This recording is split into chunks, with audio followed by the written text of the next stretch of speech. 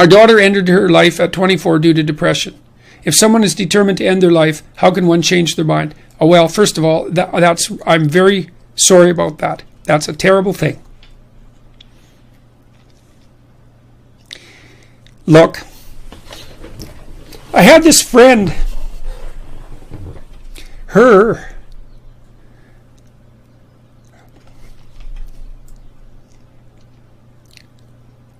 sorry. There's been a lot of depression in our family, so it's a question that cuts close to the bone.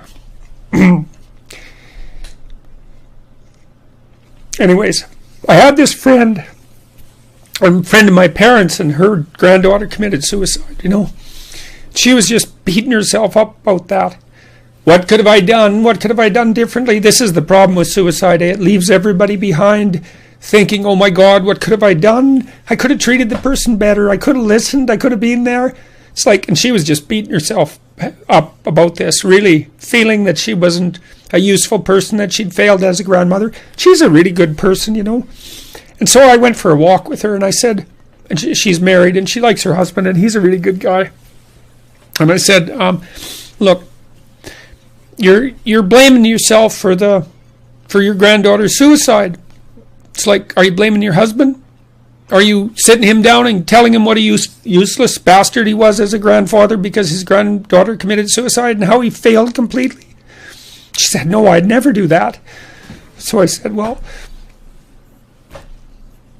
don't do it to yourself. No. Depression is a terrible thing. And many, many, many things cause it. And we don't understand. We understand some of them, but lots of them we don't understand at all. Sometimes people get depressed because they're really sick. We know that depression can be an inflammatory disease. It might be associated with autoimmune dysfunction.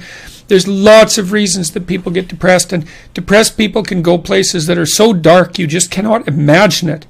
And it isn't necessarily the case that you can always rescue someone, but drowning yourself in the aftermath of a suicide is not helpful. So there's a good room for self-forgiveness there, maybe you did some things you shouldn't have done that were reprehensible and all of that, but you don't want to beat yourself up.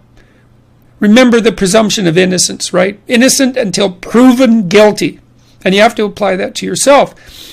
I think there are times when people are so depressed that there isn't anything that anyone can do.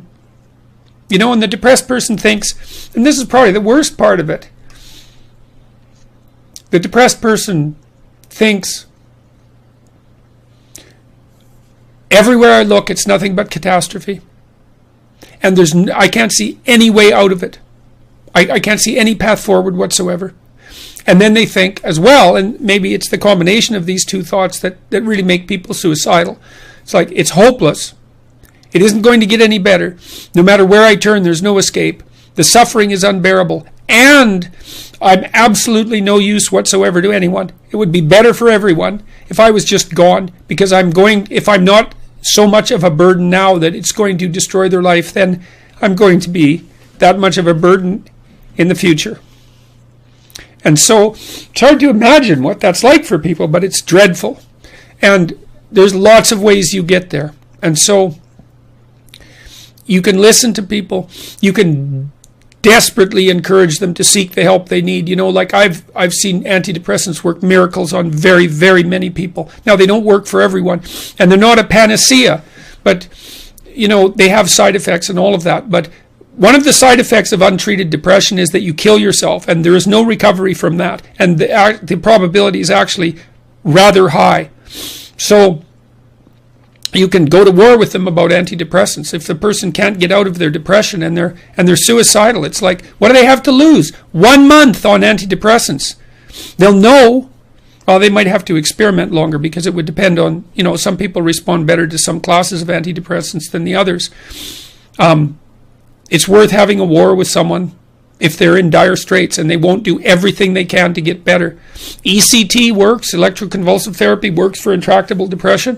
It's a terrible thing to contemplate, but the modern versions of ECT aren't. One flew over the cuckoo's nest. And again, it's like, there's no coming back from death. So, look, it isn't clear. You can't rescue everyone. People get sick and they die. And sometimes the way they die looks like it's depression. Depression is a multifaceted phenomenon. You can be there for them. You can listen. You can watch. You can intervene. You can try to understand. You can hold them accountable. You can do all of those things. But everyone has their own destiny, and you're not omnipotent. And so sometimes a catastrophe occurs, like your daughter's. And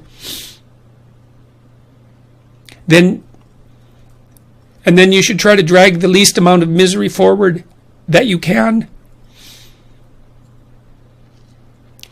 once you recover from your grief. Yeah.